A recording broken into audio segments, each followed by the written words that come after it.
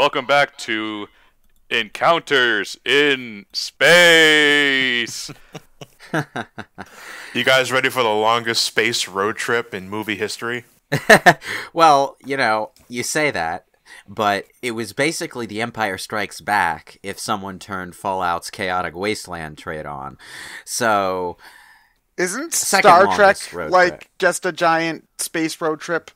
Really? That's like, what, several hundred episodes if we count the whole thing? Yeah, it is. So yeah, this is Last Jedi Impressions video, and we're going to be spoiling everything. Yeah, Which should be Everything. obvious. Yeah. Yes, Should but be obvious. just to be safe, we have to put it out there. like, honestly, Spoiler like, alert. I don't think we could talk about this movie in any capacity, like, at least meaningfully without spoiling things. So, Yeah. I Yeah. guess to give people who just want to know our general opinions, kind of just like a quick 1-2 sentence summary of what you thought, and then we'll go into the finer details. Why don't you go first? Okay, there are parts of this movie I really, really love, and there are parts of this movie I really, really hate. Fair. I enjoyed it, but much like The Dark Knight Rises, falls apart the more I think about it. Yeah. You see, I honestly, like, this is definitely a movie I want to see again, but I, at least from that first viewing, I really, really liked it. Like, it's at least after that first showing, it's up there with, like, my top Star Wars movies at the moment. Okay. I wouldn't go that far, but that's just me. Well, What about you, Lewis? in terms of filmmaking, it is fantastic.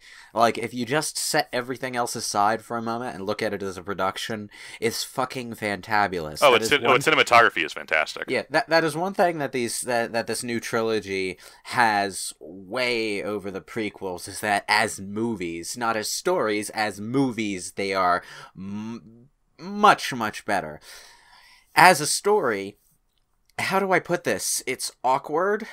There are things that would fit better in a video game than in a movie, and I appreciate what it was doing, but I think there are parts of it that could have been done better and should have been done better. I guess to go now more into more spoilerific stuff, now that we have the general impressions out of the way. Yeah, so kind click of off going now. on, yeah. Basically. So kind of going on to what Lewis was just talking about. This needed another 1 or 2 sit-downs back in the writing room, with some people asking, on a lot of parts, why. Are you talking about the stuff in the middle? Because that's Mostly about Finn and Rose, yes. Okay. Finn and Rose, actually, is the part that would have fit better in a video game. Exactly. Because- I saw it posted somewhere online, is that it feels like video game busy work. Yeah, it feels like it would be perfectly at home in Knights of the Old Republic. And funny enough, Ryan Johnson, or is it Rian Johnson? How do you pronounce that? I'm not sure. just say Johnson. Mr. Johnson. Private Johnson. Private Johnson. He played Knights of the Old Republic when it came out, and actually had to adjust rumors that Knights of the Old Republic would be implemented in the new trilogy. I'm glad it's not, because 4,000 years in the past, that'd be messy. But I mean, it's already messy when the MMO is doing it, and that's only maybe a century apart. When you think about what the entire point of the Rose and Finn sequence was, it wasn't for the Codebreaker stuff, because they just kind of fumble around with that plot element. Yeah, And well, ultimately, Pretty when you sit and haphazardly. It look was just to get Rose and Finn together. for some reason. Could they have done? No. See, I didn't mind the relationship. I thought that was just fine. it wasn't just to get I Rose and felt- Finn together. I think that's the most I got out of that, because again, the way the Codebreaker stuff was handled, I thought was Well, the here's- way the okay. Codebreaker stuff was Flimsy. handled was pretty bad, but no, Okay, the well, actually, purpose of okay, I'm that gonna entire- throw a disagreement in here. Just because the Codebreaker didn't end up being useful doesn't mean that it's not necessary, because here's the thing. Not every plan in a movie needs to work, is the big... No. Here's the thing, but that's not what I'm arguing. I'm arguing it is clear that the whole sequence when they're going to Space Casino Land is just so that we can flesh out more of the Rose and Finn relationship. That's where I was going to disagree. It's not that. It's not the Rose and Finn relationship that they were trying to flesh out there, and this is part of why I I really say this would have been better in a video game, especially Knights of the Old Republic, where you can go around and talk to people and learn about the setting. They were trying to retroactively, like very belatedly, establish some of the politics of what's going on with the First Order, because we know fucking nothing about that. The Force Awakens had many strengths, and telling us what we needed to know about the setting was not one of them. So, like, at the halfway through the last movie, the entire Republic capital was vaporized by Starkiller Base, and we get maybe a throwaway line before that happens that's what they're doing. Nobody treats it like a momentous occasion, and then at the beginning of this movie, the opening crawl says the Republic was destroyed, and we're like, oh! There was that, oh yeah, right, they did do that. Well, the thing about the Finn and Rose is that you're right, Ted, that not every plan needs to go through, but looking at it from a overall narrative perspective, what did this accomplish? Well, for one, the answer is you tried to get Finn and Rose together, and that's about it. Nothing was really gained from either side about doing this. It felt like padding. You see... Well, except for maybe planting the seeds for the next movie. Potentially, but that's also a matter of stuff that happened in Force Awakens we got panned out here, so... You see... If the Codebreaker thing not working out had been, like, one of the only things in the movie that didn't work out for the person planning it, I would consider that more of a significant point against it. But the thing is, when I said this was The Empire Strikes Back with Chaotic Wasteland turned on, I really meant it. Nothing works for anyone. Everyone's rolling critical failures everywhere. Yeah, everybody... You see, that's actually something I really like about this movie, is that everybody has a plan, and nobody's plan works. Which... Except a number of the plans are also blatantly stupid, particularly the First Order. Can we kick? I'm sorry, like, I'm really surprised that we actually started with the Rose and Finn stuff. We're too slow. We can't catch up to them. Why don't you use TIE fighters then?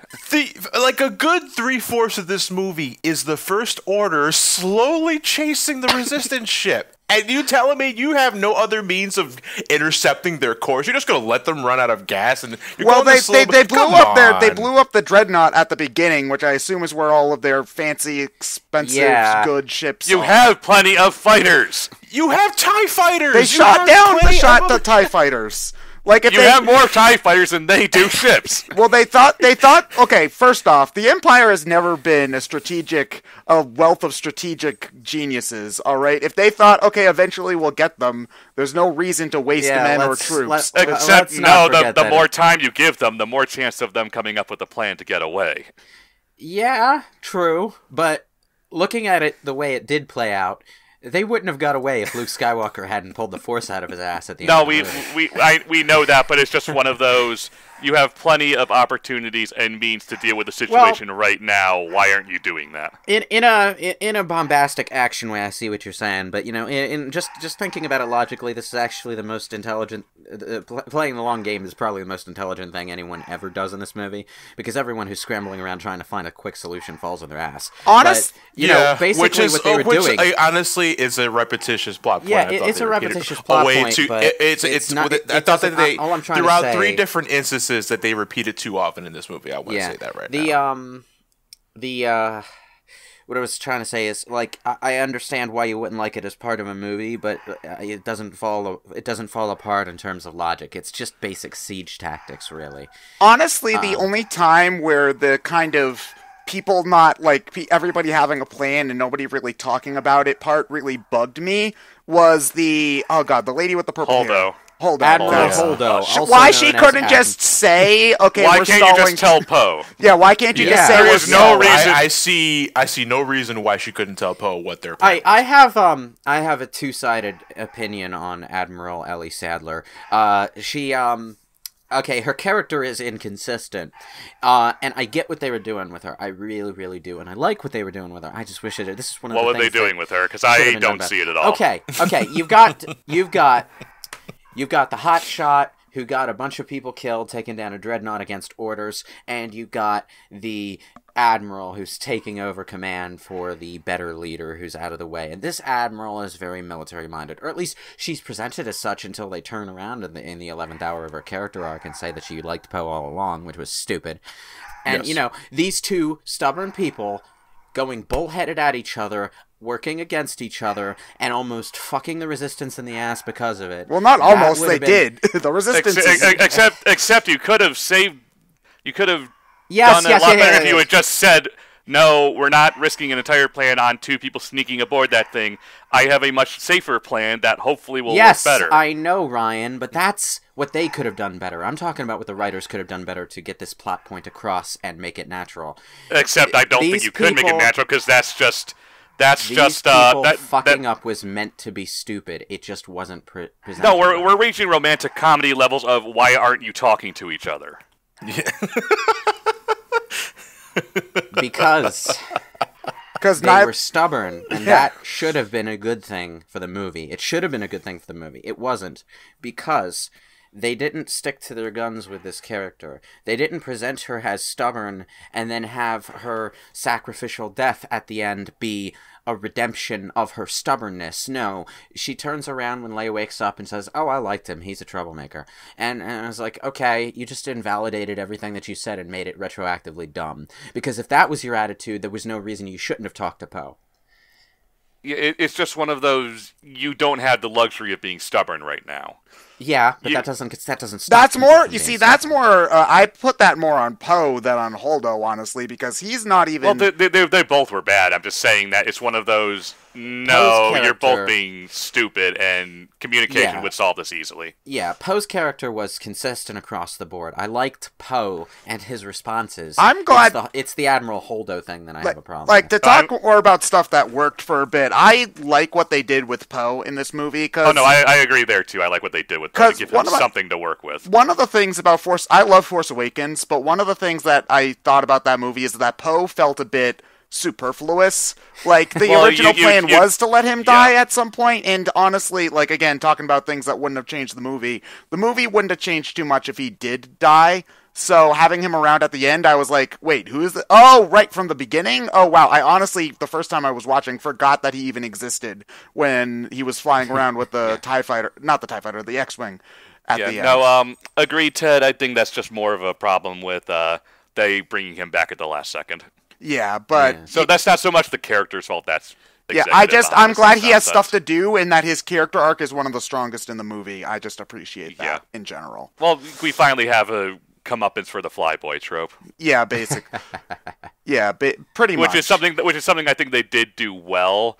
It just stumbles on the Holdo part, mostly because romantic comedy, why aren't you talking to each other nonsense. To be fair, though, again, the light speed, like, ram through the ship, that was pretty awesome. That was amazing. The only thing that gets me is, why isn't this a thing you could do more often then? Because you'd kill somebody doing it. How the hell did Finn and Rose survive that?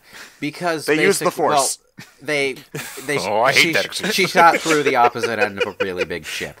But it was like in the very first movie, the very first Star Wars movie, we get this lecture from Han, really annoyed at Luke, that you gotta set your nav computer, otherwise you could fly straight through a star, and that would end your trip real quick. We finally got to see that in action, done on purpose. Well, no, that's a scientific. That's actually a scientific theory thing. Yeah, I know. It's just like that was a thing that was established so long ago in the movie series, and we finally got to see with our eyes what happens when that kind of shit goes wrong. It was great. I love them for pulling that out. It's just one of those things. It's a minor thing because it doesn't really impact anything. It's just one of those I'm a nerd, so I think about it sort of things where, okay, if you can trade a regular, fairly small class cruiser for, like, you can probably just set the computers to do it normally anyway. Why wouldn't you make that trade for, a small regular cruiser for a dreadnought every time? It's massive waste of piloting it. Yeah, massive waste of resources, money, men. No, I get that part, but it's one of those. If you're in a bad situation, why isn't that an option? Also, we don't necessarily know, and this goes to we don't necessarily know how far her ship flew after it hit the dreadnought, or if it hit anything else. That's another risk that no. It's just one of those. If you're in a very, very bad situation, why isn't that on the docket? To be fair, in a more chaotic space battle, you would also have the risk of hitting your own troops too. Yeah. The other thing though is that the only reason she was able to do that in the first place is because General Hux was so focused on the escaping transports, he straight up wasn't paying attention to the cruiser until it was too late. Yeah. And that cruiser had to slowly turn around. Yeah. So Either way, yeah, it was a cool sequence, and we actually got to see, some actual science fiction in this Star Wars movie. What did you guys think about the action overall in the The movie? action was the best in the series, bar none.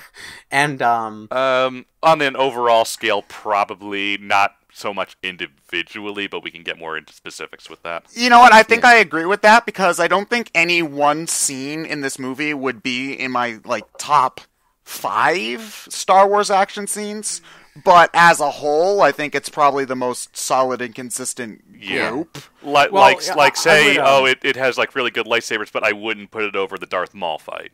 Yeah, it has really good space battles, but I wouldn't put it over, some original trilogy or the opening part for episode 3. That sort of stuff. I'm going to disagree. Everyone brings up the goddamn Darth Maul fight, and it was fun to watch. No mistake, it was really, really, really goddamn fun to watch. But the problem with the lightsaber duels in the prequel trilogies is that I can never quite get past the fact that they're essentially lightsaber themed dance routines, not so much fights. No, what's wrong with that? I would say that's true for episodes 2 and 3. There is some. Hell no! You know what I call episode 2? Shit. No, I'm just saying the dancey, flippy shit is mostly in 2 and 3. Episode 1, while it has some embellishment, I can believe saying, no, this is fairly close as to how these kinds of fights would go. It's much more straightforward. Which is At the same time, though, there is something I deeply enjoyed about, to go back to Force Awakens, the raw battling that was happening. I think that's why Return of the Jedi stands out so much as well, because it's none of the bullshit. Yeah, the lightsaber fighting with Kylo, Rey, and the Knights of Ren. Yeah, those are the Knights of Ren. Yeah. Yeah, that was really cool. Yeah. Also, the space fight at the beginning was also pretty good too. I loved it. That was great. Yeah. Yeah. Only disappointment on the lightsaber part is that I wish we got to see Luke do a little bit more. Honestly, okay, so here's the thing. I think the scene with Luke is the best part of the movie in my opinion. No, Luke is by far the best part of the movie. But here's the thing. When I was watching that movie, when I was watching that scene for the first time, I was looking at him and I was like, wait a minute.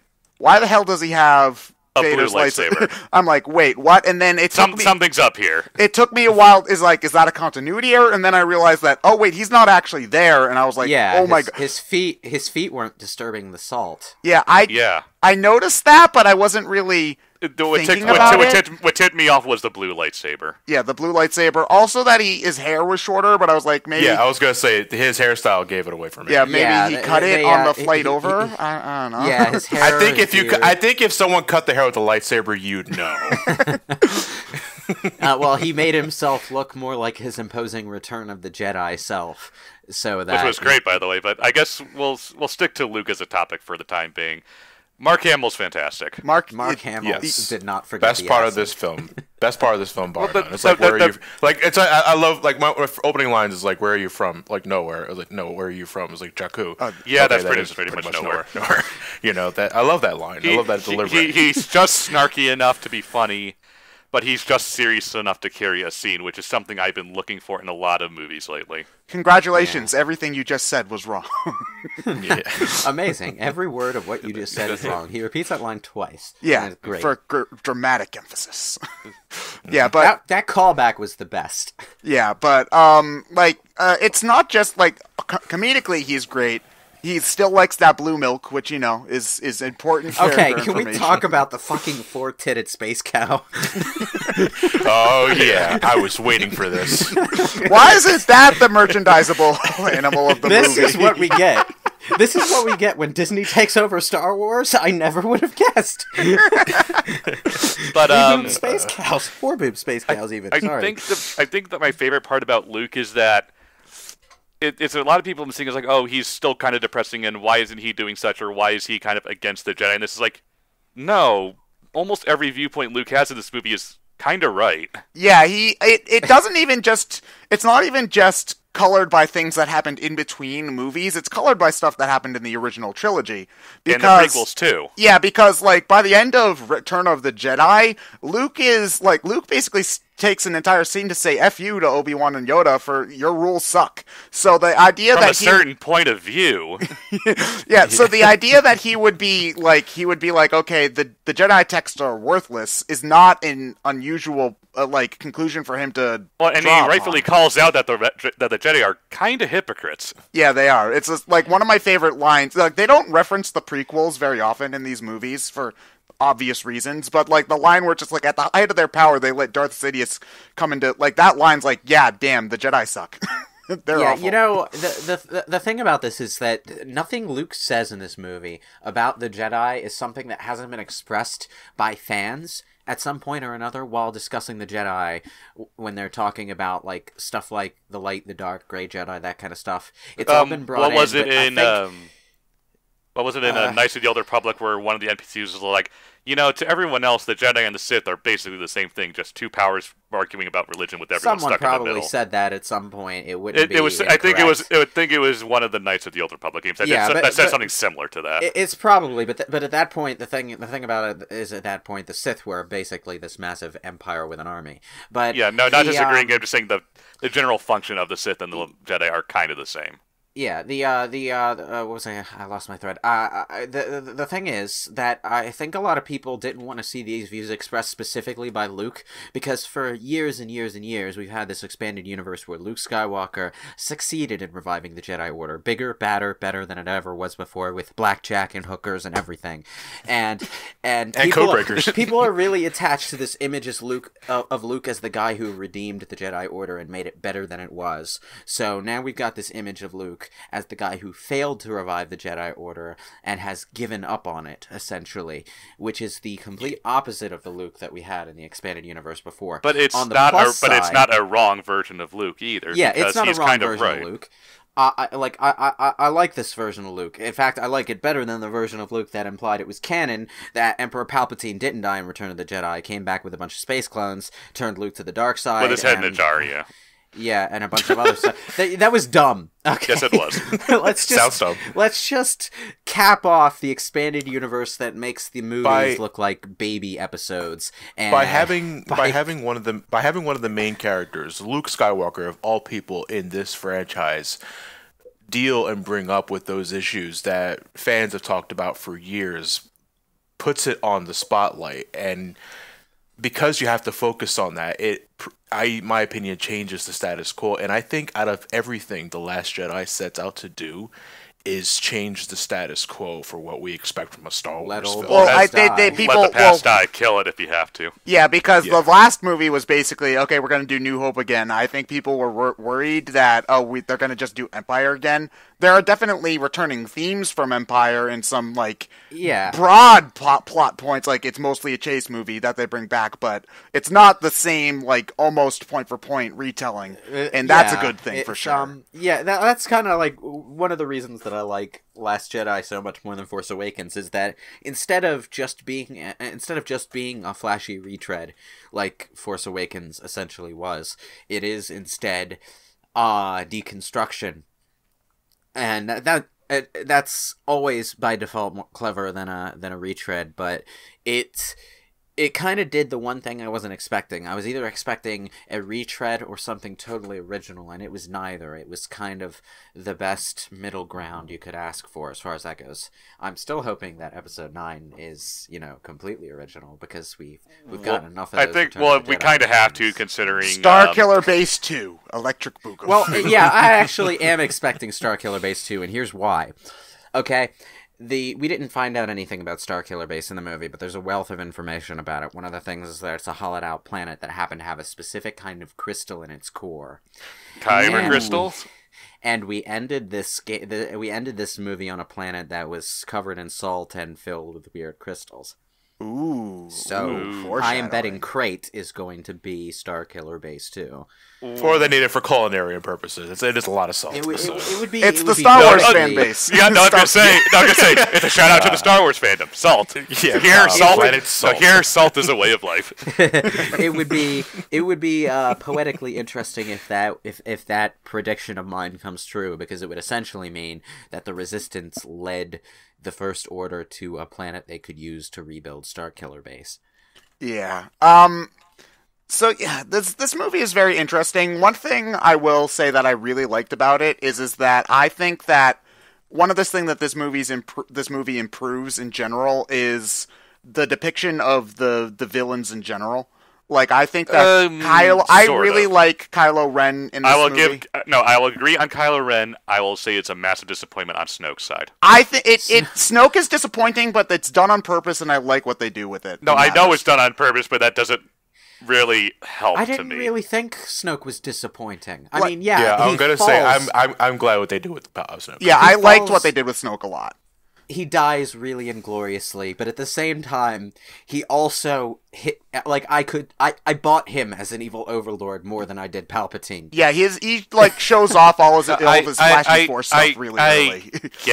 I get that, but at the same time, I would have liked a smidge more about him to make that fall a bit more impactful.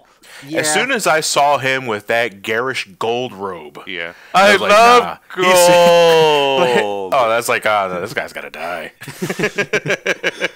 It's like, okay, so what I like about, like, could we have used, like, even just a sentence or two more throwaway background information about Snoke? Sure, but ultimately, the fact that he's just a stepping stone for Kylo Ren is what's important. Like, what I really liked about when he was about to die is that he's saying, like, he's ready, he sees his true enemy, the darkness is in him. He's right. He's absolutely right in that, like, Kylo, the only thing about Kylo Ren there, you're supposed to think that he's going to be all Darth Vader and become good. The only thing holding back Ren at this point is Snoke. Yeah, so instead of becoming like Zuko or Darth Vader or whatever, it's just like, okay, he's going to turn against his master, but this time that doesn't mean that he becomes good. It just means that he sees that he's more powerful than Snoke, or at least he can become more powerful than Snoke. In the expanded universe especially, there is this long-running tradition of Sith apprentices murdering their masters. Well, they mention that in the prequels too. Yeah, like, that's something. That's something in canon. Have you heard the tragedy of Darth Plagueis the Wise? Fucking, I love Bubbles so much. Palpatine killed Plagueis, and it was assumed both by Palpatine and by Vader himself that Vader would eventually kill Palpatine, which he did technically. And this is like it's something that is brought into greater prominence in the expanded universe, especially the Old Republic setting. Darth Malak kills Darth Revan. Darth Malgus kills his red-faced master. It's something that comes into play a lot during the Sith storylines in the MMO. It's all over the fucking place, and you know, it being something Ren winds up doing, even though he's not technically Sith, and probably wants nothing to do with the Sith, considering his let the past die mentality. It's the pattern repeating itself, and it rhymes. It kind of points, like, if you think about it, it kind of points like, even if you're not doing it under the Sith creed, there's a definite pattern to the way people behave when they give themselves completely to the dark side of the Force and all of the emotions that thrives on. Mm-hmm. So, as for Snoke, though, we actually do have some information on his background, much like Starkiller Base. It's all outside the movies, which is more what I'm getting at. It's kind of like Snoke was hanging around, just biding his time during the Emperor's run. So, he was around, he was watching and observing, and once there was a power vacuum, he stepped in, and that's how that happened. There's a couple of things that I thought it might have been established in other movies. I thought they could have elaborated a little more in the film individually. Yeah, that's what I'm getting at it with Snoke. It's like just a smidge more to make that not even with Snoke. I'm more talking about how the First Order managed to track the spaceship after hyperspace. Apparently, that's a throwaway thing in Rogue One that no one really brings up. It was something that the Empire was researching on the military base. Honestly, I don't think more technobabble is needed for that. I think, like, okay, they've got a thingy and the lead ship can track through hyperspace now, I think is really all that they needed to say. Well, yeah, you know, they don't need to explain how it works, I don't think. The more complicated the concept, the more you need to reveal in order to sell it. Well, here's the thing. I thought they had an interesting opportunity to make a ride around for it with that beacon that Leia had. Yeah, to keep track of Rey. Of too. You could have had the First Order maybe like hijack that thing, or maybe, you know. Or say, well, what I was thinking is more, not so much tracking, but have someone on board that's leaking them information, which would I was expecting that. which would give that. credence to Holdo's playing it close to the chest thing. I expected Holdo to be the bad guy, actually. It would also explain how the fuck they found the Resistance base in the first movie, because we never got an answer for that. It was a whole big plot point in A New Hope, how Vader let Leia go in order to follow her to their base with a tracking beacon. But they don't actually do anything like that in The Force Awakens, so they just sort of know where the Resistance is because muffins, I suppose. Yeah. Well, maybe they might have known where it is the whole time, and then we're just waiting for Starkiller Base to turn on. But in that case, didn't you blow up? Yeah. Well, I mean, granted, the major powers in Star Wars are often dumb, but that's the case for all the movies. With you, sir. That's the case for all the movies. The reason they didn't blow up the Republic as first is the reason they didn't blow up the Resistance first is because they wanted to blow up the Republic first. And even if the Republic wasn't actively fighting them, the Republic obviously has a bigger army. So the moment they blow up planets, the Republic is going to send that fleet in. And so they banked on the Resistance being the easier half to take on a fight, and blew up the bigger army. And that they're right too, because again, this is probably one of the darkest Star Wars movies, because by the end the Resistance is 15 people? 15 people, a Wookiee, 3 droids, and a porg. And a porg. There were 2. It's the darkest storyline by far, but Disney doesn't want it to be. Can we talk about the humor? The humor I think is great. Okay, can we? All right. There's one or two. For one, sorry, go on, John. I'm sorry. I agree. The humor is great, except for a couple of instances. And you know what really brought my attention out was actually the beginning of the movie, because I saw this in IMAX weekend it came out, and I'm sitting next to my mom because we grew up with Star Wars together. I've said it before. The whole Poe putting who's the leader of the first Hux. order? Hux. Was it Hux? Yeah, putting him on hold. And that goes on for a minute and a half. I was like, is this fucking Spaceballs? This is a Spaceballs line. Yeah, but when he said it's about his mother, that made it worth it. I agree, but it's that's one of the ones that worked for me.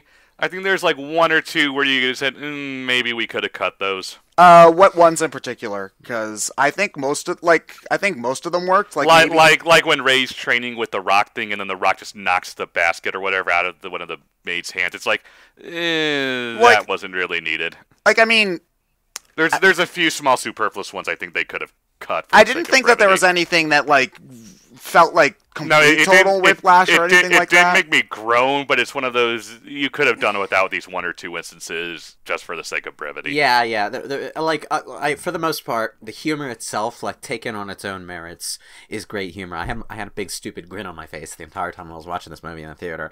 I love porgs. But porgs are okay, but Ewoks and Gungans, oh no. To be fair, the porgs aren't actively fighting the Empire, so I know. All right, I'm gonna be the odd man out here. I hate porgs. Really? I hate the porgs. I was ambivalent to them. They were cute when they were cute, and they weren't in the way when they every other time. So yeah. Also, they gave Chewie at least something to pretend to do. So Yeah, I was kind of disappointed. Chewbacca didn't do much in this movie. He had a good role in Force Awakens, but here he was just kind of around. But the porgs looked all cute at him when he was trying to eat the thing. that was good. What was he eating? Was he eating pork? I think he was eating pork. Yeah, he was eating a pork, which is why they were all staring at him sad. No, I thought they were just hungry and wanted food. No, I think the implication was that he killed the pork and was roasting it, and they were like, no. Oh, well, good. We should have had more pork. Because fuck pork. I'm sorry, I didn't like them. Okay, yeah. All right, the humor was good, taken on its own merits for the most part. There were a few flops, but it came at the expense of the movie sticking to its intended level of severity. The Empire Strikes Back had a few jokes here and there. You mean the entire casino sequence? Well, the casino sequence wasn't really jokey. Well, no, okay, never mind. I'm going to take that back. It was incredibly jokey. What are you talking about? Yeah, but I think it was necessary, because otherwise the movie would have felt really too dour. I think, because now that's not It's home- necessarily true. I'm not saying the humor was a bad idea, but like looking at The Empire Strikes Back, that movie is good for one particular reason above all others, and that it's very consistent.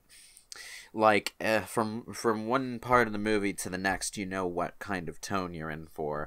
Whereas in The Last Jedi, we started off with a really funny exchange between Poe and Hux, and then we end on this really heroic sacrifice on the part of this gunner who just happens to be in the last bomber that's standing and manages to get the bombs out before her ship blows up. And that was heart-wrenching. And then you get into an argument between Leia and Poe. Yeah. And then you meet the and then Finn walks out in a water bubble thing. That I think should have. That's like the one humor thing I think that didn't really work, because like I know that Finn's supposed to somewhat be a comic relief character, but I thought that was a little much. That kind of set the tone for Finn really badly in this movie too, because his entire arc is repeated from the last movie. I wouldn't necessarily agree with that. Not really. It's not repeated so much as this is taking place like practically the day after, so it's a continuation. But the thing is, it set the tone for him in a bad way, because you think Finn is going to continue being ridiculous, and in one sense this works. You think Finn is going to continue being ridiculous and not all that competent, but it actually winds up by the end of his part in the story being quite the opposite. Well, no, the weird thing is that he spends like 2/3 of his screen time in the movie being the comic relief. But the problem is, between the trailers and the last third of him, you expect a lot more out of him. Like, oh, he's going to have this big, awesome fight with Phasma, and get his whole day in the sun where he defeats his commanding officer and all that. It's like, no, he gets his ass beat, gets a pot shot, and then Phasma just dies. I thought that fight was fun, though. Is also the thing. Like, yeah, it was a good fight, and that's not enough to make Phasma what a waste of a character. Phasma is still sub Jango fat. No joke. But I don't think Phasma's dead. No, she's not dead. They're good. No, she fell into an explosion. People survived worse. People survived worse in this franchise. She still has. Leia went into the vacuum of space. We'll get into later. No. Here's the thing. Phasma fell into an explosion wearing armor that apparently can absorb blaster rays just fine. So why don't they outfit all the other stormtroopers with that shit? Because you have to earn it. It's very expensive, Johnny. You have to earn it. But it's the equivalent. I know. It's made from vibranium. Yeah, it is the equivalent. She fell into an explosion the way a Disney villain fell into a ravine. No body. She's still alive. She'll be in the next episode. No, she's gonna. Because again, they say, "Oh, we're gonna put her in the trash compactor." I'd say there's a good 60% chance she's back in the next movie. But then you get back on the Finn topic to his self-sacrifice, where it's like, okay, he was being Poe in that.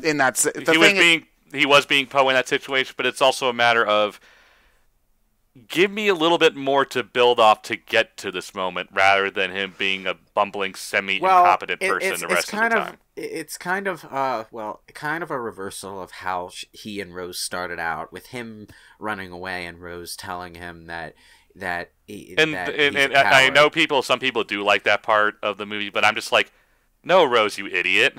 If you have no idea Luke Skywalker's there. If the First Order wins, they're all dead anyway. Yeah, but that's not supposed to be a rational decision. She loves I know, but it's one of those, you're making me suspend my disbelief pretty hard here, movie. No, because her throwaway line her line at the end of that sequence is that it's not about fighting the ones you hate, it's saving the ones you love. Yeah, I get that, but at the same time, protecting the ones you love doesn't mean anything if you're outgunned, outmanned, if you do this, you're going to get everyone else killed. The other problem with that sequence, though, is that Finn had no way of knowing that he would actually get into the...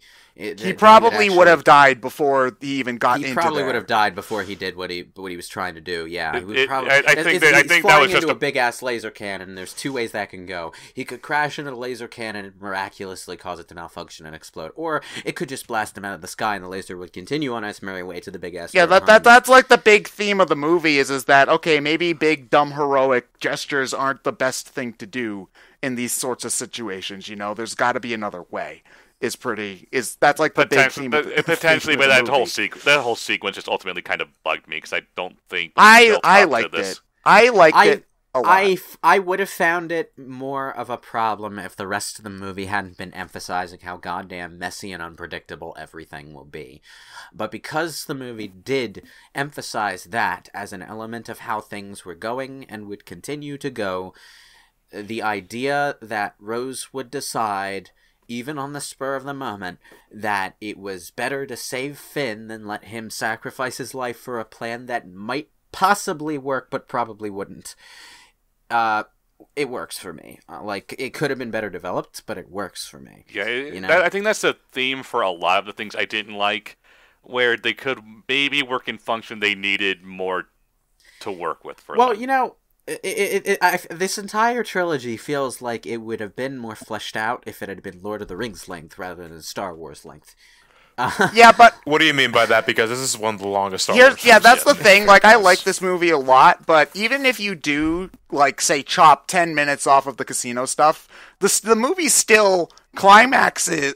Excuse me. The movie still has a climax with the lightsaber fight with Rey and Kylo, and then continues on for another half an hour after that. Yeah, I counted 3 times where this movie should have ended. Like, no, I don't. Here's the thing. I think it works, but it's definitely an unorthodox structure.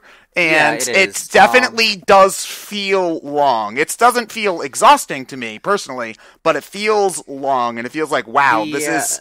It actually, to me, it works, because by the time you do get to that old Rebel base, you feel as exhausted as the characters do, and I think that works. I mean it more in the sense that there's a lot in Force Awakens and The Last Jedi that could have been better fleshed out and would have made the experience feel more coherent if it had been.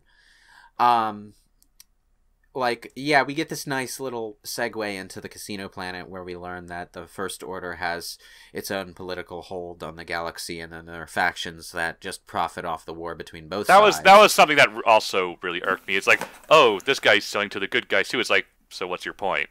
Your point is that war is the point. Yeah, I think. Well, I think that's the most obvious one. I also think that it's a means to. There's a couple of things that I figure planted seeds for what the topic of the next movie is. It's one of those, yes, if it pays off into something later, I'll retroactively give it credit. It doesn't necessarily... But taking on it now... It paints the character of the Codebreaker himself, too, because it's just like, he's just like, okay, like these other... He's not that different from those rich guys where he's just going to do whatever he can to benefit himself. Screw what happens. Here's the thing. He's not even the actual Codebreaker Maz told him to get. Yeah, but I know that's so weird because they go after this one guy because what the lady said. Look for this little. But we're not going to go after. We're not going to go after him. Well, they didn't really. No, they tried. They just the plan didn't work, and they had to get out of there because they were on a time crunch, and they just took what they could. But then it's just like there's another Codebreaker in the jail. You know, that's not too unbelievable for me. Of course, there's a sneaky it just feels a bit contrived. That's I mean, at the end of the day, it was a plant by the First Order, but at the same time, it's more like as a plot tool, it just felt a bit contrived. I didn't mind it. Actually, no, it wasn't a plant exactly. He just betrayed them. Yeah, when they were captured, he made a deal. He said, "I'll give you this information if you give me my ship back." Well, that makes it worse then. Yeah, no, he's just a douchebag. Is the thing. You know? Yeah, what I was trying to say is, there's a general overall theme to this movie that involves demystifying and cynicism, and whether or not you can demystify without also turning into a cynic. And Luke Skywalker is the central pillar of that. I'm Luke Skywalker. Because a Luke legend. Skywalker, that's it's the central pillar, but everything else around it, demystifying the concept of heroes, demystifying the idea of good guys and bad guys, and except it's still at the end. This cynicism that results from that. Yeah, I'm getting there. The idea is that you should be able to demystify these things in your mind without turning into a grumpy cynic, which is what Luke wound up doing and wound up redeeming himself of. Except in the end, it wound up still working in favor for Luke because Luke Skywalker, a legend, still holds value. Yeah, that's the thing, though. That's the thing. The idea is that once you demystify the legend is worthless, except that's the cynic's approach. The legend is still a necessary part of things. It's okay to have heroes, but you shouldn't hero worship is the thing. It's okay to acknowledging Luke's flaws does not erase his good points, you know? That's part of the thing. You know, you can acknowledge that Luke fucked up with Ben, but he still saved the galaxy, you know? Things are more complicated. It's not just dark side. Oh, it's from not black and white. From a certain point of view. From my point of view, Luke Skywalker is evil. It is not as black and white as we have been led to believe throughout the franchise. There is definitely the area of gray between. So it makes this episode, I think, thematically one of the most interesting to me. I agree on that one, and that's definitely a running theme of the entire movie, is that area of gray in between, and one that I think they definitely want to follow up on in the next movie, again, because there was the whole matter of like the weapons dealers like selling to both ends. I also, I don't know if you guys got the same vibe, but if you recall at the end of the movie near the planet, I forgot the name of the planet. There the was casino planet. No, not the casino planet. Planet Salt. Planet Salt. It's Planet Star Wars fan base. Yeah. You recall that they were sending out a distress signal. Yeah. To get any and sort no of one was last minute responding. help, but no one was responding. Did anyone else feel that was deliberate? Yes, it was clearly deliberate. Yeah, like they didn't want to have to explain why nobody. They needed to explain why nobody was helping them, and B, thematically, yes, it does.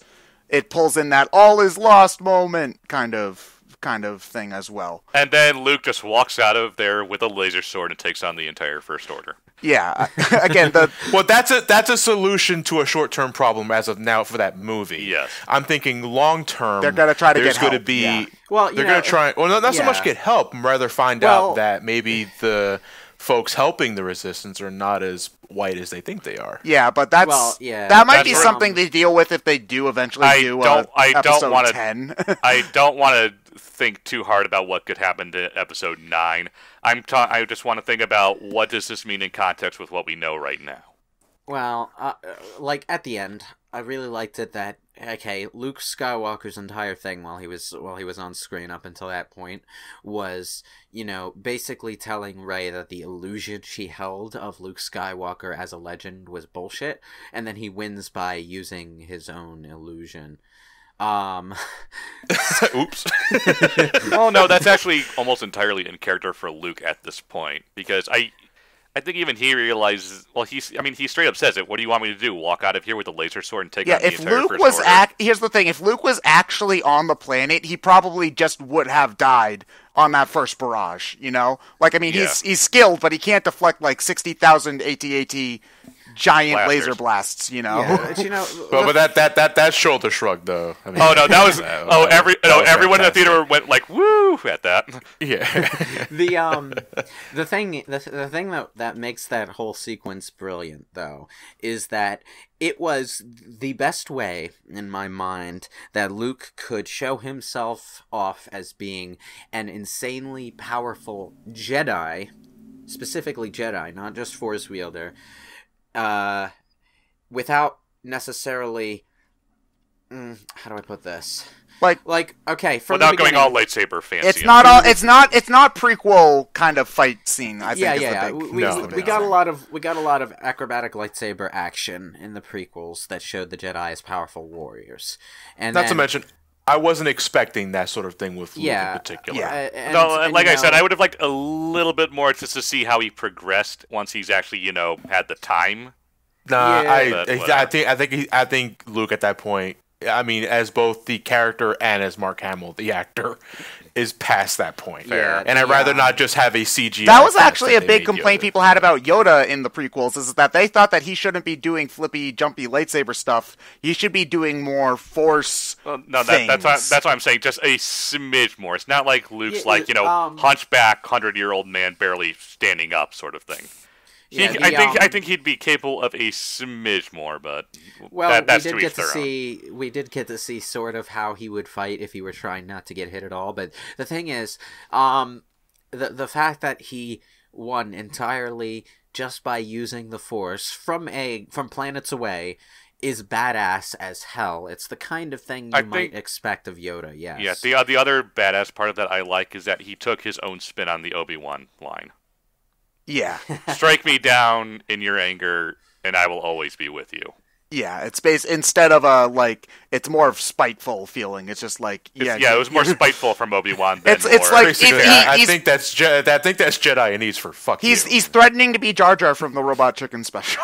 Go, we should be friends forever! Yeah! You kill me, boy, and I'm gonna haunt you till the day you die. Yeah. Okay, so speaking of Force stuff, were you guys bothered by a lot of the Force things that happened? Because I know a lot of people were like, "Oh no, the Force can't do that." It didn't bother me. Okay, most of that stuff. It didn't bug me much either, except for like the black hole, dark side pit thing. No, I thought that was a cool sequence. I didn't mind that as a means of telling a story. Here's my thing.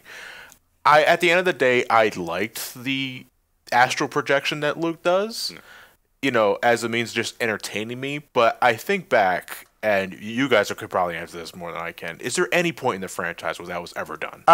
In the franchise? No, not really. Not within the movies, but it has been a thing. It's not but conceptually, the closest I can get to is Darth Vader appearing in the Dagobah Forest. Not the closest. Maybe. Conceptually though, it's not that different from Force Ghost. Okay. Stuff, Okay. I know what you're getting at, Lewis. I'm just saying the closest we've gotten within the context of the movies. Yeah, but that wasn't a projection. That was the Dagobah Forest's version of the Dark Pit. No, I know that. I'm just saying within context of the movies, that's the closest we've gotten. Yeah. Okay, people talk like they know what the Force does. That's not how the Force works. Okay, people talk like they know the upper limits of everything you could possibly do with the Force. The problem with that logic is that we're operating off the original trilogy, which was hideously limited by what they could do with special effects in the 60s, 80s, whatever, what was 77 to 86, I think? Yeah, 83. which was 83, fuck all, by the way. You couldn't do fucking anything in terms of levitation and energy throwing around and all that shit. And then you've got the prequels. Hey, Superman made me believe a man could fly. And then you've got the prequels, which obviously Luke just has a high enough midi-chlorian count in order to... Okay. Okay, let's just so people are talking about what the Force can or can't do, like they know. Meanwhile, the expanded universe just doesn't fucking care and does whatever the fuck it wants. The Force has always been a more or less whatever the fuck you think you can pull off. Yeah. Okay. Yeah. I that's kind of what I'm saying. Okay. If you're gonna point to the Harry Potter movies and say that's not how the magic works, you've got a solid basis for that. The books are inconsistent at points, but they have enough consistency that you can derive a set of rules from them. The Force, not so much. In the Star Wars movies, you see the Force used maybe a handful of times because they didn't want to dwell on it because they couldn't do much with it visually. And in the expanded universe, you've got a bajillion different writers writing a bajillion different stories using their own conceptions of how things should work. So there is no consistency. There are no. To me, what bothers me so much is that it is quite a jump into what the Force is capable of doing between all three. Because I agree, like in the original movies, the Force pretty much amounted to telekinesis, some mind reading, degree of mind persuasion, and lightning. That's about it. You make a gesture at someone and they pretend to choke. Exactly, and lightning. In the prequels, they upped the ante slightly by having like enhanced acrobatics, all the shit Yoda did, and super speed. But back then, I didn't find that so odd because okay, he's running really fast or something like that. Yeah, but they sidestepped people bringing up these questions by focusing on what Jedi could do to enhance their lightsaber technique. Yes. But this is how can the Force do? Ooh, look at the lightsaber. Yeah. So John, the thing is that I think it's considering how Force Ghosts work, and considering also that this effort literally kills Luke, I think that it's not out of. Yeah, I agree with that. It's essentially using a Force Ghost without being. I was more thinking about what you guys thought about like Leia, for example, because while I thought that scene was cool, and it was also cool to see Leia use the Force, I thought that more people were going to have an issue with that than what I saw online. Leia has always been Force sensitive, and they bring that up in Return of the Jedi. Yeah, but it's a matter of, in the years since then, has she learned to use it a little bit? Yeah. Here's the thing, okay? What Leia did actually does have more precedent than what Luke did, because we've got examples in the expanded universe of Jedi having healing trance powers that they can protect themselves from things that would kill them with. In fact, that's the opening. Healing coma. Well, it's the opening of KOTOR 2. Your character's stuck in a Bacta tank or some other chemical that acts like Bacta anyway. It is Dragon Ball Z. And all the patients in that room are injected with a lethal dose of sedatives. The Jedi survives because the healing trance protects them from the worst of the effects. So basically like Leia pulling herself back to the ship was badass and finally gave us some much needed payoff to her being a Jedi, apart from it just being, not her being a Jedi, but her being a Skywalker, apart from it just being said at the end of Return of the Jedi that the Force is strong in my family and you could be the next Jedi, maybe in an alternate universe where we did something with that plot point. But the, seeing her pull herself back to the ship to save herself from death isn't a thing that's impossible within the confines of survival. If you can move stuff to you can move yourself to other stuff. I don't think that's too weird. It's just a really badass application of a very basic force power. And you gave her an umbrella though. She was right from Mary Poppins. Yes, well, I'm Mary Poppins, y'all. I think the best part about just that, a spoonful of blue milk helps the medicine go down. I think the best part about that though is that she didn't escape unscathed, and she was not in the best of health by the end of the movie. The worst part about that scene, though, is that they killed Admiral Akbar. They killed Admiral Akbar. Yeah, I know they killed Admiral Akbar. I thought he'd have a little more of a glorious send-off, but no. He never did anything important. He's close to my They heart. killed Nuptup Guy, too, alright? I'm glad he's dead. He's annoying. They killed Akbar. He said one of the most important lines in all of the movies. It's a trap. You see, the thing that I actually, one of the cool Force things I thought was cool is, when Rey and Kylo were having their Skype calls, Kylo has the water on his new phone, who dis? No. And Matt the radar technician was totally right. Kylo was totally ripped. Well, we'll never be able to know if he has an 8-pack. His pants are too high. Can you get, a towel or something? Yeah, I know. Where are the goddamn suspenders? How high he's riding those goddamn jeans. This is what happens when Disney takes over Star Wars. We get the 4-boobed space cow, and we get Kylo Ren fan service for the ladies. There's so much Kylo Rey shipping in this movie. The poor Rey Finn shippers get nothing. It's kind of interesting because it looks like they're developing some kind of relationship between the two, but at the end of the movie, Rey just closes the door. That was a great shot. That was one of the best shots in the movie, in my opinion. Where she's like, "New phone, who dis?" It's the point at which I think Rey decides not to bother with he's not worth saving at that point. I'm glad they did something with Rey in this movie, because regarding the whole, Ma Rey Sue in episode 7, they doubled down on that and call her out for some of her shenanigans. It's no, you're just looking for a father figure. You don't care who it is. I thought that they... thank God. Yeah.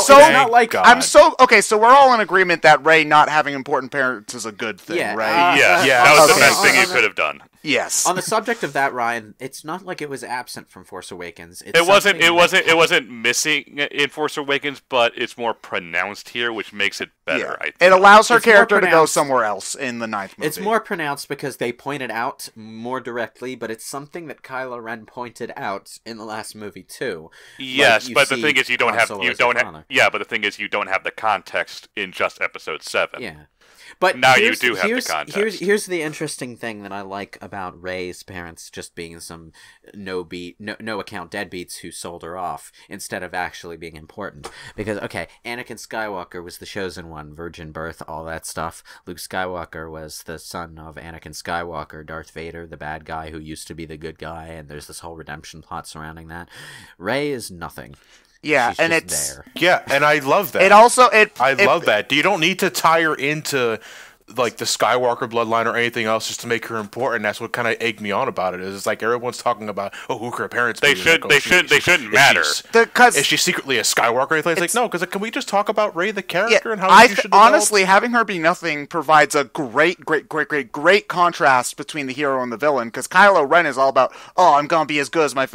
They've both got an inferiority complex, and they're great parallels to each other because they're the same but different. Where like Rey wants that history to make herself feel important, whereas Ben hates that because he can't feel like he can't be himself with that. Yeah, he can't live up to that reputation. Where Rey is like desperate to have a reputation to live up to. It's I love that dynamic and the scene.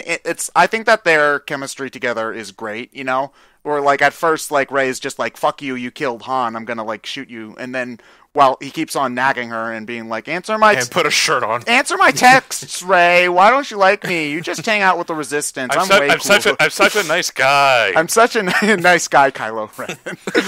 Yeah. So it's just like you understand why Rey would be interested. I think once she kind of pushes the fact that he killed his father out of her mind, which she kind of does. She has to force herself to ignore that in order to in order to she wants to know why basically, and it allows Kylo Ren to get inside her head a little bit. So it's a very nuanced performance, and Ridley and Driver do a great job with both of those characters. No, Driver is killing it as Kylo Ren right lately. Yeah, he's the fact that he is such a screw up. A, makes him mirror the heroes who are also screw ups, but B, it makes him feel unhinged, and I felt like he was actually a real threat this time, which was something I remember we talked about when we did our first discussion, was that Kylo Ren didn't seem like a threat, and that was kind of the point. He's a threat right now, but not because he's maniacal, it's because he's unhinged.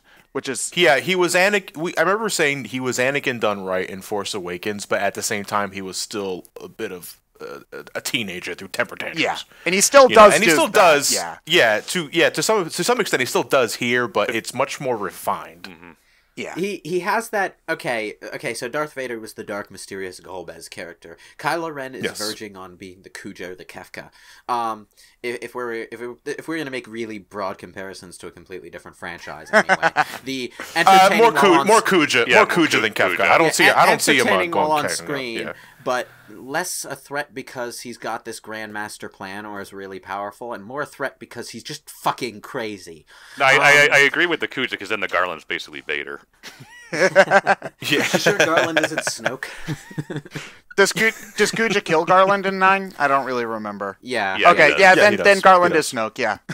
Okay then. Yeah. But just to move a bit back to Rey, I'm just in addition to the whole, she's also a little bit unhinged about her, legacy and all that. She's also, while she's very powerful with the Force, Luke straight up calls out and points it out to everyone, is that she's not exactly good with it either. She just straight up gives in to the dark side at that one point. Yeah, she's untrained. She's basically untrained. It's like you gave a 5-year-old a rocket launcher. The rocket launcher can still blow stuff up, but that he doesn't know how to use it. I'm not gonna lie. Even just for a moment, when Kylo offered her hand in joining with because he apparently wants to not together we can with the together we can rule the galaxy as husbando and waifu. I don't think Kylo wanted to continue what the First Order already established. He specifically calls it New Order. Yeah, he wanted something new. He wanted something new. Yeah. So in that regard, I thought just for a split second that Rey was going to take up the offer. That was a great scene. I honestly was. Yeah. I was left guessing the entire time, and I'm so glad.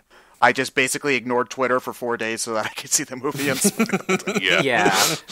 That's the movie's greatest strength. It pulls the rug of your expectations right out from under your feet. Here's the thing. I wanted to ask you guys, starting with Lewis, because I know we all probably have to pay this. Could it have worked if Rey joined Kylo? Could it have worked? Well, that's a question I can't answer because I don't know exactly what Ren had in mind. I think it could have. But that would change, obviously, the entire ending part. Ultimately, even if he can toss Hux around like a goddamn ragdoll, he still needs to deal with the fact that he can't do anything. He still needs a babysitter. He can't do anything without That's what Rey's for in this He can't do anything without this army and its commanding officers, all of whom are firmly set, and often brainwashed, into a mindset that is pro-galactic empire. So whatever he does has to be within the confines of what he can do with that army.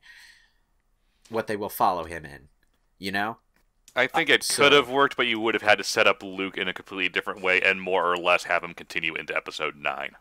Yeah, you see, that's actually... Which, to be fair, I think it's going to happen anyway. Well, no. Mark's definitely going to come back. I think the reason they quote-unquote killed Luke was to give them leeway in case something happens to Mark. Here's the... Yeah, I mean, is that even really a thing in Star Wars? Because, it is. Well, here's the thing: we get Yoda in this film later on, and I'm happy to see him back. And I love that it's old, and I love that it's old puppet Yoda. Yes, well, it's weird. It looked the puppet. Did they have CGI with the puppet? Because it didn't look a little bit. Yes, it looked more. It looked kind of weird looking to me. Like I was glad to see him back. There were some CGI touch-ups, and we'll get to that scene later. But just as a side note, I would have preferred Obi-Wan, but to each their own. But yeah, they couldn't have had my point. Him back, you could have had Ewan do it. That wouldn't have worked, though, with Hamill. As a Force ghost, Yoda was able to summon lightning and strike that damn tree down. Does being dead matter at all to a Jedi? Read the Jedi text, did you? Well, Patroners, they were not. Let's be real though. I get the feeling that both Yoda's lightning and Luke's astral projection thing might not have been impossible if they weren't in a specific location that was so strong in the Force. Because that was the thing about Dagobah too. The reason Yoda was hiding there was because there was this big dark Force deposit sort of thing in that forest, and by hiding close to it, he could camouflage himself from the Emperor. That was why he was there. So there are locations that are more powerful in the Force than others. That's why the first Jedi Temple is there. Wait, the Force is a cellular phone network. Yeah, why do you think Rey and Kylo had such great reception? It's like Dagobah 4G. It does have. For me though, again, that's an interesting fan fiction idea, but it would have had to be a completely different movie if they were going to go that route. I think that theming, it was important that the movie make you think that it's possible that Rey could turn to the... Because here's the thing, in Jedi, I never believed that Luke would turn to the dark side. Not once. No. I thought that Rey could turn in this, which is an important part of the story. I think that they would have had to make it a completely, from the ground up, thematics, structure, almost everything. They would have had to change almost everything if they wanted. Well, yeah, the threat has to be there because that's why Luke doesn't want to train her. Yeah, basically. Because he sees, especially after she dives into that dark side pit, is that you didn't even try to resist it. How can you expect me to train you when you have no control over yourself? On the flip side of that logic, though, Luke's being a bit of a bitch because well, that's that's new. Yeah. No. Here's the thing. Okay, he's missing the logic that. Yeah, she didn't try to resist it, but she also didn't know that she should. You know? It's a middle ground, but I can see Luke's perspective on that. Yeah, I'm like, you gotta teach the Jedi why the dark side is not good, rather than just saying, oh, it's bad because it's dark. Yeah, because that's another thing, is just there are elements of not really the dark side, but Luke isn't really for the whole chastity, no emotions stuff anyway. So that does inherently make it harder to resist the dark side if you still want to be a Jedi, you know? Yeah, and, it's there are Jedi who have that down, or have been. They're all dead. Luke. Mace Windu is the big example. His lightsaber fighting style is this fairly unique style that he invented himself, which actually uses the aggression of a combat mindset, the kind of stuff that would normally turn you to the dark side. He channels it and focuses it and uses it without turning to the dark side. So he's kind of using the dark side without falling to it. And that's Mace Windu's thing. Yeah, and Luke obviously finds a better balance on that than most Jedi. Yeah. Yeah. So it's one of those, I can see his perspective, because if she's supposedly so strong with the Force, then why couldn't she get any sort of inkling that maybe this isn't a good idea? Yeah. Well, she's a newbie. She's playing on easy mode. Again, I get that. It's just one of those, I understand both sides of it. Yeah. Which is an important part of this movie, from, to quote Obi-Wan again, from a certain point of view, which is why I wanted... Bringing back to the Yoda scene, I would have preferred it have been Obi-Wan there instead of Yoda. I think obviously the main reason is Alec Guinness is dead and Frank Oz is still around, but yeah, they couldn't. Here's the thing. I agree with you, or both is the thing. But yeah, doing Ewan McGregor straight up would not have worked. And Alec unfortunately isn't with us anymore. I disagree. I think Ewan could have worked. Well, they could have. What they could have. I'm not trying to say I don't like him because he's one of the best things about the prequels. I think that it would have rubbed a lot of people the wrong way. They could have compromised. Actually, they could have had Ewan McGregor actually playing the part. But since it's a Force ghost, use that fancy CG create a person technology. Well, no, you could have done a combination of makeup and prosthetics. Dye his beard and hair gray. Make him blue. Make him look as close to Alec Guinness normally as you can. And then make the blue CG Force Ghost stuff. I think they could have done, if they really wanted to, they could have done Alec Guinness. Because remember, they brought back General Tarkin for Rogue One. Yeah, but so they also used Yoda for a reason. The reason being that it's totally in character for Yoda to be a mischievous, cryptic douchebag. No, I want you to buy what it is ultimately at the end of the day is he wants you to buy the Jedi audiobooks. Stop reading paper, kids. I get that. I just think from a thematic and character standpoint for Luke, Obi-Wan would have been better, considering the entire point of the Luke and Ben conflict is from a certain point of view, which is something that obviously Obi-Wan brought up. In Return of the Jedi, and this is something that he would have to nail home again for Luke with regards to Rey. Yeah. He's not seeing it from her point of view. On the other hand, a talk with Yoda is not necessarily not in service to his character either. Oh no, I'm not disagreeing there. I'm just saying I think it would have been. I think it would have been better. I just think it would have been better if it would have been Obi-Wan. Well, better from a certain point of view. But it gave him a chance to talk to Yoda, this 900-year-old Jedi Master, about the melancholic side of being a Jedi Master. But the other thing though is that what we didn't know during that scene is that when Yoda said there was nothing in the tree that Rey didn't already possess, he wasn't talking about the wisdom within the books. The books. He was talking about the physical books. The physical books themselves, which are still in the Falcon. Yeah. Rey did this. Late for library payments, she is. She stole the books out of the tree, and Yoda was covering for her. Read the Jedi texted you. Page turners, they were not. There's no scene in the movie where this happens. You can miss it completely, but when Finn is opening drawers in the Millennium Falcon at the very end, the books are there. The books are in there. He like hovers on them for a minute, like what the hell is this shit, and then gets a blanket. And that was that. I didn't notice that when I watched. My brother noticed. I had to double check. So it's interesting. Yeah, honestly, it just leads back to the point that we made earlier, where Luke is the best part of the movie. He is. He's got the most. I think he's got the most well-developed arc, but that's just because his arc is probably going to be pretty much contained to this movie, so it had to go through and end, as opposed to where the other characters It's weird. It's a self-contained arc within the movie, but you also have 3 movies with him already. Yeah, to know where he's coming from. Yeah, it's a weird combination in that sense. But again, like, that's one of the things about this movie that I like so much, is that there's so much to unpack here, which makes it a much more interesting movie to think about. Like, I mean, again, are there storytelling hurdles here? Yes, there are. Yeah.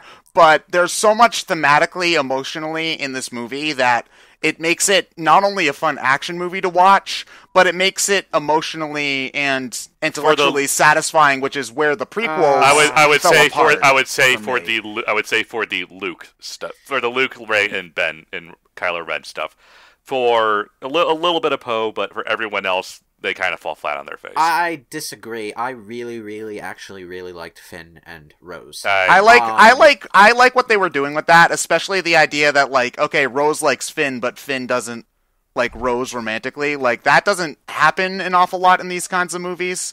And that the scene where, like, she kisses him, but he very much is not kissing back is a great shot for me. It doesn't necessarily.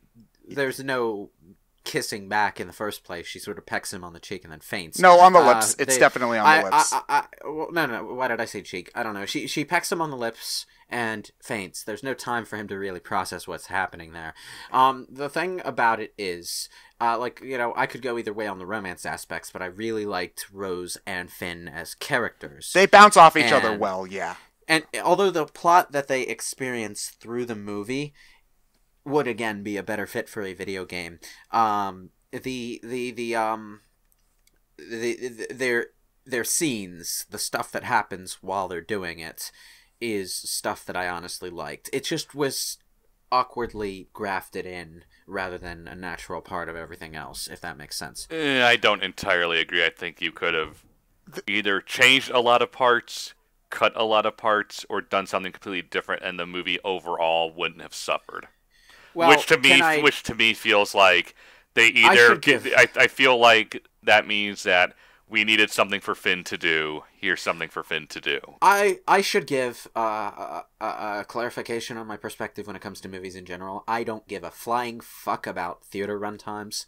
So if a movie's a little too long, well, deal with it as far as I'm concerned, because I don't To be care. fair, to add to what Lewis was saying, it is one of the longest Star Wars movies. At the same time, I didn't really feel that at the same time. I felt the length, but the length didn't bother me, is the thing. Yeah. I definitely agree that there were points in the movie where it felt like it was supposed to be the end of the movie, but it wasn't. Yeah, that will agree. Okay, that's Return of the King. I definitely got Return of the King, but I was like, this movie should end it by the now. difference with Return of the King is that you knew that wasn't the end of the movie if you read the books, and in fact, the movie Return of the King ended quite a lot sooner than the book did because it skipped over the entire Scouring of the Shire segment. So There are a lot of fade to blacks. So basically, the movie Return of the King ended basically halfway through the book. Yeah. But that's just me on Finn and Rose. But yeah, to me, looking back at the film, between the several plot arcs that were happening, I just think the most interesting, to the movie's credit and detriment, was everything that was happening around Kylo, Luke, and Rey. Because I look back at all of the stuff happening with the Resistance. And slow chase sequence. The 2.5 hour highway chase scene. No. It's just not. To me, it's not as interesting. I mean, it had great set pieces at points. Again, the starfighting, the lightspeed kamikaze, what I thought was beautiful, and all that other shit. But when you take a look back at it, it's pretty nonsensical. And that, to me, that's where I feel the movie falls apart from me. The more I think about it, I agree with John there. I feel like this needed one or two more rewrites of people asking why. The thing for me, I guess, is that the emotions of the movies are much more important than the logic of the movies. Plot hole. If there's a plot hole in the movie, but that scene plot hole is one thing. Serious questions of why aren't they acting in any sort of logical sense? Well, here's the thing. Citizen Kane is considered to be the best movie of all time by a lot of people, and that movie literally starts with a plot hole. Like, who the hell was there to hear? The whole thing is, he died alone, so who the hell heard his last words? All right, the thing is, it doesn't matter because it's in service of the emotions of the piece, which is why I watch a movie personally. It does matter if it pulls you out of the emotion of the piece, though. Well, then maybe you shouldn't be such a nitpicky little bitch. I'm joking, obviously. Okay, from a certain point of view. I'm gonna say that, I get what Ryan is saying, and if the Casino Planet shit was best suited to a video game rather than a movie, I would say the siege tactics cruiser chase angle was more suited to a book. Because that kind of ponderous stuff, where you can get into the characters' heads and figure out what they're thinking about it, rather than seeing a bunch of action taking place, is the kind of stuff books thrive at. And it's not the best sort of situation that to bring out that show don't tell element, you know. Mm-hmm. Like, maybe if I could have gotten into Admiral Holdo's head while she was being bullheaded with Poe, I would have liked a character or found it more consistent that way. But I couldn't. So it to me, it was just a little too repetitious for its own good. On the one central theme, look out! They're slowly getting away. It is better to survive than it is to fight head on, because there's the intro with Poe and the bombardiers. There is the plan that goes nowhere, where they have to go inside the First Order ship, and what was the plan again? The plan was to go and mess to with disable their lightspeed tracker. Yeah, that's right. Basically, so they can just zoom out of there. Which goes nowhere. Yeah, but I don't mind that, because not every plan works. All right, it's okay to have a plan in these kinds of movies that doesn't work, and then I'm not disagreeing, but then you have to have something come from it. It doesn't necessarily mean that the plan has to succeed, but if nothing inherently comes of it, then it feels superfluous. It feels like busy work and padding. A lot came of it, actually. It was entirely because that they had those two conflicting plans going on that things went tits up with the Resistance anyway. Which is why you get to the Poe and Holdo problem of why aren't you talking to each other? Well, it's not a problem. It's not. Just because it doesn't work for the heroes doesn't mean that nothing happened or that it wasn't important. Is the big thing. It's not a problem. It's a problem for them that they weren't talking. It's not a problem for the movie. Yes, it is, because I keep asking, like every rom-com ever, why aren't you just talking to each other? Because they're not reasonably emotionally balanced people. Because they're stupid, and that's the point. But then that just makes me frustrated. Why good. It's making you. It's supposed to make you frustrated. That's the whole point. Why didn't Rambo and I think at that point, Ted, you're giving the movie too much credit. I don't know. It's not. This movie is not. Yeah, bumbling. I'm gonna side with Ryan on this one. I think you're giving the writers way too much credit for that one, for that particular thing in particular, because I honest to God don't see why the hell she couldn't tell Poe what the plan was. She doesn't trust him. It's not a matter of who cares. The plan is that the reason we're holding off is because we want to take the rest of our resistance to this safe haven, basically. But I'm pretty sure if you told Poe that, he'd be totally down with that. No, he probably at that point he'd probably be like, "Screw that plan. That's not going to work." Then you pull authority on him. She did pull authority on him. But by not before, but not without telling him or anything like that. The thing about that, is that I'm pretty sure Poe would have been okay with it, because when Leia tells him the plan after the fact, he's like, that could work. Well, that's because he heard it from Leia. No, he wasn't like, because like the only thing when he found out about the transports, that was the point Holdo should have told him. Yeah. He just found out that we're abandoning ship. We're going to get shot out of the sky. Do you have anything to say about that, Holdo? You're not going to tell him anything? You're not going to tell him the plan about sneaking away with the big ship as the Shadow? No? Well, of course he's going to be upset then. Yeah. And the thing that they were going for with Holdo is that Holdo didn't trust Poe as a leader. She didn't trust him because he pulled that macho bullshit at the beginning of the movie. And because of that, she underestimated how much respect other people on the ship had for him. And that was why he was able to mutiny. It's okay. If she had been smart and understood how many people would follow him if he decided to go against her, it would have made sense for her to tell him. There's no reason. No, there's literally no reason not to tell him at that juncture. Well, hindsight is 20/20. I'm talking in the character's headspace. Even in context of that scene, there's no logical reason to withhold that information. That's why I was hoping for some kind of... Because she's not acting logically. That's the whole point. But that's stupid. They're supposed to be acting stupid. Wow. That's literally the whole point of that subplot. Is that these people are not working together, and that's I feel you're giving the movie way too much credit on that. Here's the thing. This theme is the huge. It's not a matter of like whether or not it works. Here's the thing: if it doesn't work for you, that's fine. But I think saying that I'm giving them too much credit is like they. That's the whole theme of the movie. Is the thing they thought this through pretty clearly. It's not even like I'm reading subtext into this. This is literally the thing that keeps happening during the movie, and the entire climax of the movie is the fallout of this disagreement.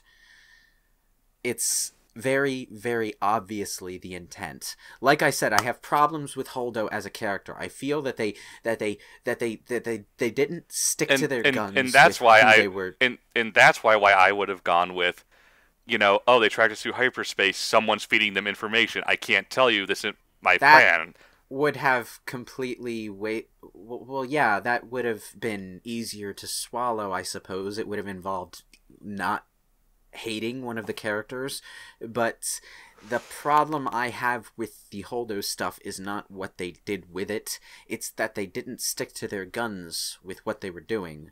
They tried to make Holdo extra sympathetic at the very end. Yeah, I agree with Lewis on this one. Holdo can be an unsympathetic character that still like, again, the whole, like, that would actually play into the whole demystifying legend sort of thing. Like, okay, yes, you can acknowledge that this person is a jackass, and yet still they sacrifice themselves to save the resistance. Adam Like, Malkovich. yeah, basically, you know, she could be a better Adam Malkovich in that instance. She would be. No, well, don't she's do already it. Pose is like just trying to stop her from doing Oh, it. no. Look, I'll do the phone call thing again. I'll put them on hold for like 5 minutes. But, you know, here's the thing that got me. Even though, like, Poe's macho suicide run at the beginning of the movie was, you know, something that was held against him for the rest of the film, if you think about it, him taking out that dreadnought was still the right call. Because if that dreadnought had been chasing them along with the big ship, they wouldn't have made it 10 feet. Yeah, the whole fact that the chase sequence can even work in theory, like, you know, like, even if the only reason why this chase sequence can work if you don't think about it is because they don't have that dreadnought there. Lewis is right. So, again, like, you think about it and it's like, yeah, they probably still could have shot them down a little bit quicker, but, you know, like, Hux is being overconfident and whatever, so, yeah. So, yeah, geez, Star Wars. I guess we're split pretty 50-50 on that one. Yeah. Yeah. Okay. Oh no! Another Conflict. thing, a criticism that I keep hearing from people on Twitter, which I totally don't get, is that this movie apparently has barely any character development. How? I don't see that one. It's like, okay, what are you looking for? What's your definition of character development? Where is your bar? Are we looking for Alfred to give us another anecdote about some thing that happened in Burma? I don't get it. What are we looking for? The characters very clearly developed throughout the course of the, like, duh. You know? Like, that's the whole point of Poe telling them to back off on the chase to the cannon thing, and, like, every character gets character. Well, not every character, but all the major ones do. It has tons more than Episode 7. Yeah, well, 7 was about setup, and this is about development. The only one who gets development in 7 is Solo.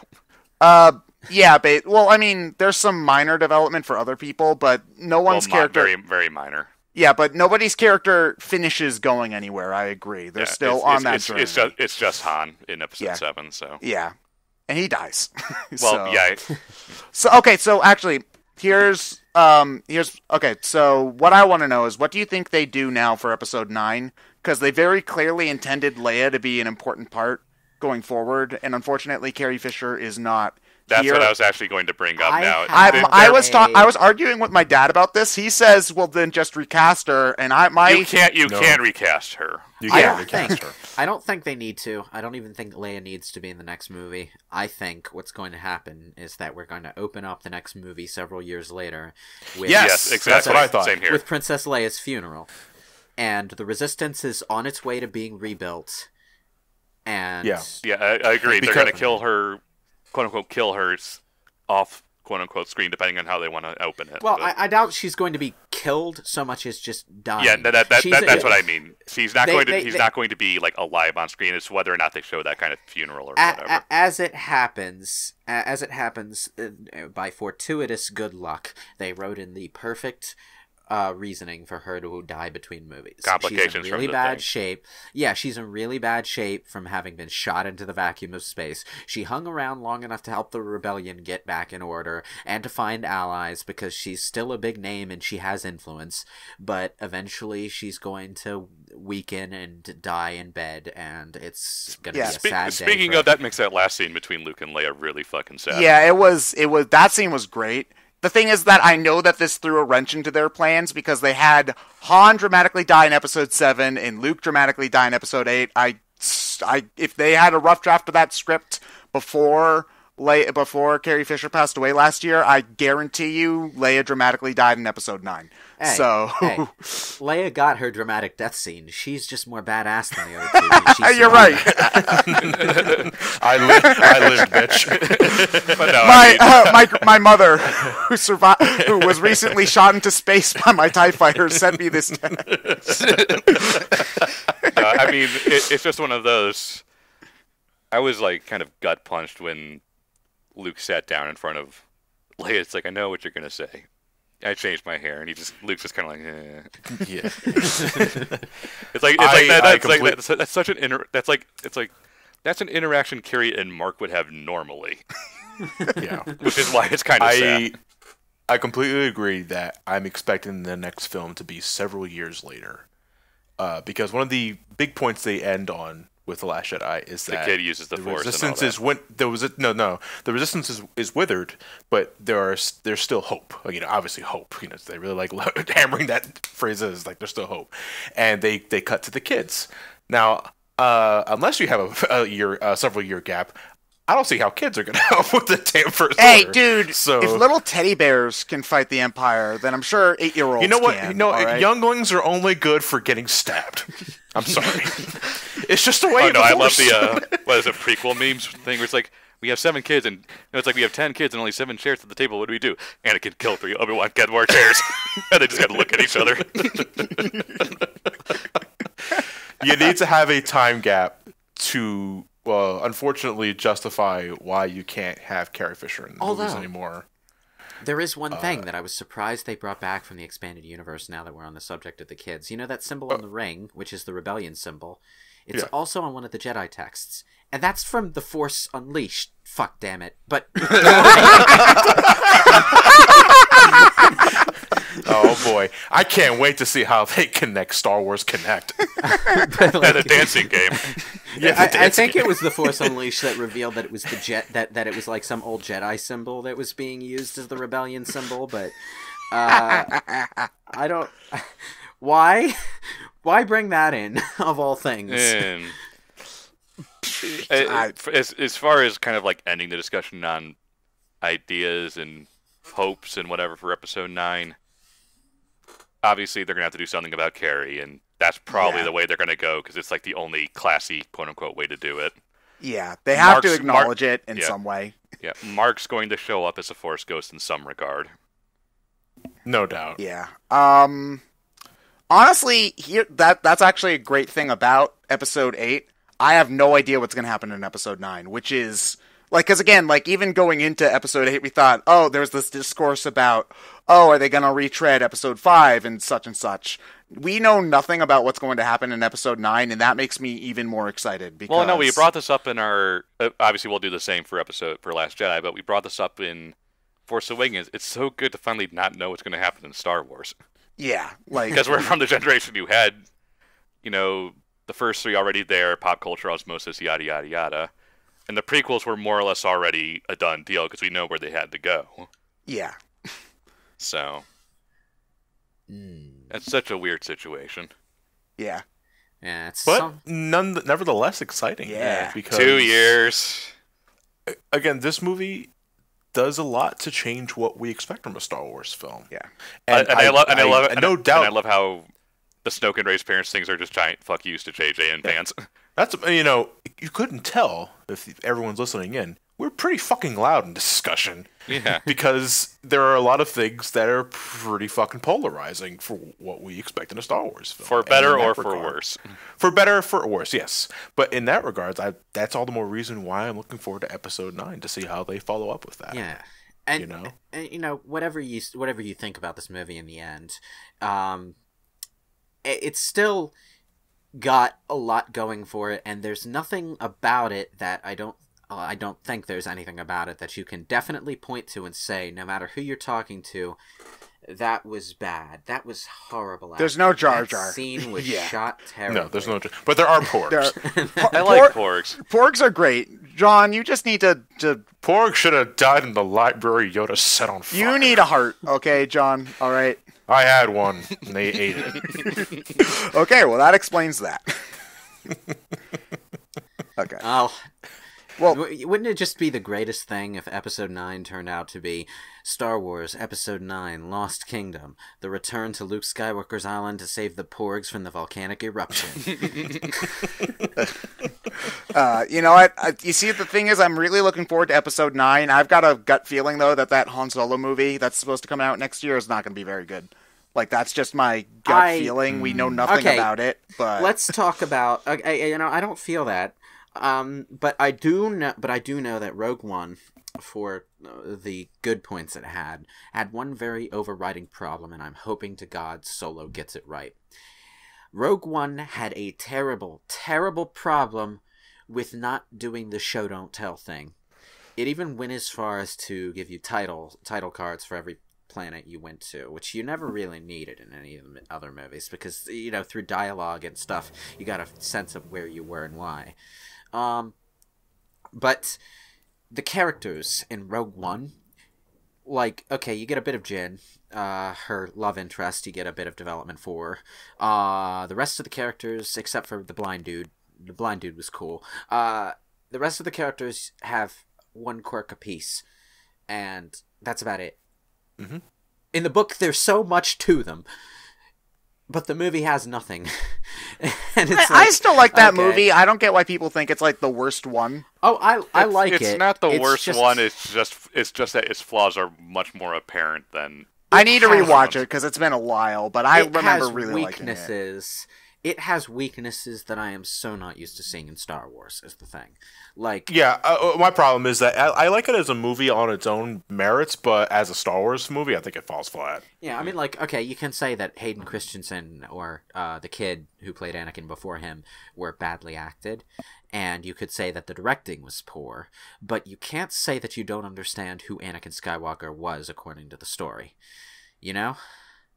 So by the end of his trilogy, you at least have a picture in your head of where his arc was, how it got there, and what the steps it took to get there. And the problems with Rogue One are all forgiven when Darth Vader shows up at the end there.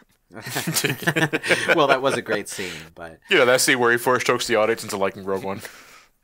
Well, anyway, that's for the Rogue One discussion, which I realize we never had now.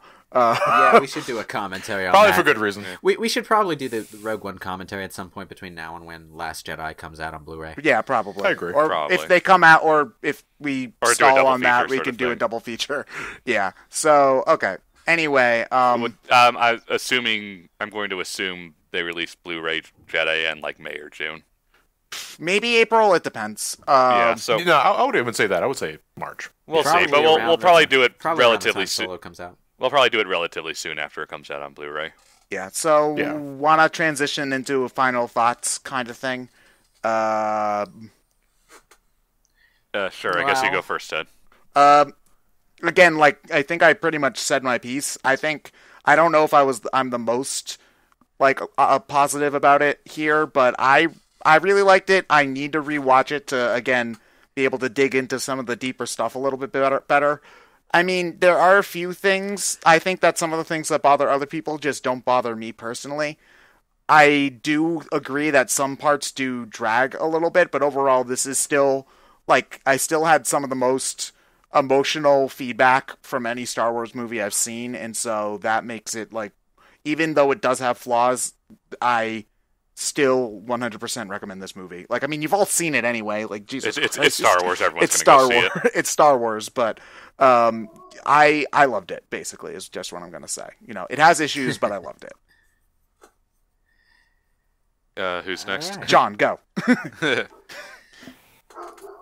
I thought it was good. But again, it's just that when you stop and think about it, there are things that I honestly just did not enjoy, and I won't repeat those because we just spent like almost 2 hours talking about what we liked and didn't like about the film. I, however, am more excited about what the future holds rather than the movie itself because of how much it threw us for a loop, again, on what we should expect from a Star Wars film. And in that regards, as a movie, individually, I think it sort of falls flat. But for what it sets up for the next one, I'm excited for. Yeah. I guess on my end... Fuck porks. Fuck you. I'm sorry. I guess on my end, I think it's an overall good movie.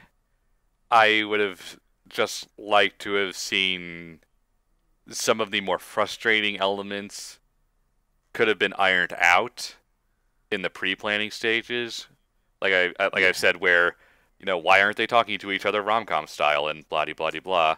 It's like if you had another rewrite or two, you could have fixed some of these problems. So there are parts I really don't like for very simple reasons, but as a whole, I generally liked it. And the parts I liked, I felt is some of the best Star Wars there's been.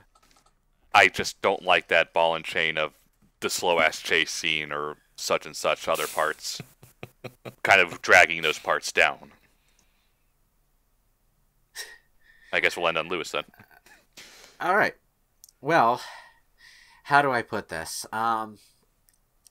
There are aspects of the movie that, depending on the viewer, you may stomach more easily. From a certain point of view.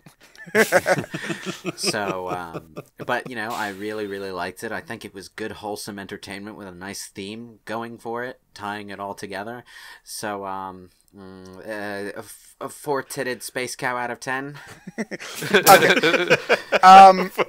Okay, I guess last question, better or worse than Force Awakens? I personally think it's better. Better. Even on Definitely one viewing, better. and I love Force Awakens, so... Yeah. Yeah. I think it's better, and I think some aspects of it enhance Force Awakens retroactively.